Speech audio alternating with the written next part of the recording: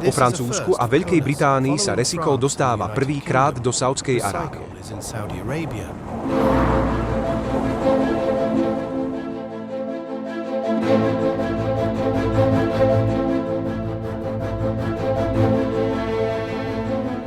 Tento účinný spôsob údržby ciest spočíva v použití studenej zmesi, čím sa chránia prírodné zdroje a opätovne sa využíva existujúci asfaltový materiál.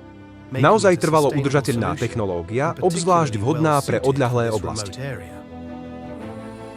Na tomto projekte medzi Medinou a Tabukom bolo obnovených 20 km povrchu vozovky pri hĺbke 10 cm. Práve spolupráca v rámci skupiny umožnila použitie resykolu v ďalšej krajine. Takmer 20-ročné skúsenosti Patrika, vedúceho Čaty. Skúsenosti jeho kolegov, expertov na technológiu resykol. A technicko-kvalitatívny dohľad pracovníkov z centrálnej skúšobne Kolasu v Maroku. Dobrý deň, som Partik Bosan, vedúci Čaty resykol v Kolas Saint-Étienne. Momentálne pracujeme na projekte diaľnice, severne od Mediny v Saúdskej Arábii.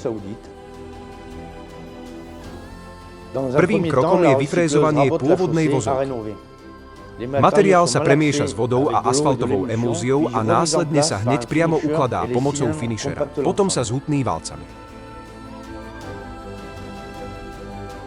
Stavba sa nachádza v púšti, technológia resykol bola zvolená práve preto, že vieme opätovne použiť materiál, ktorý sa tu už nachádza.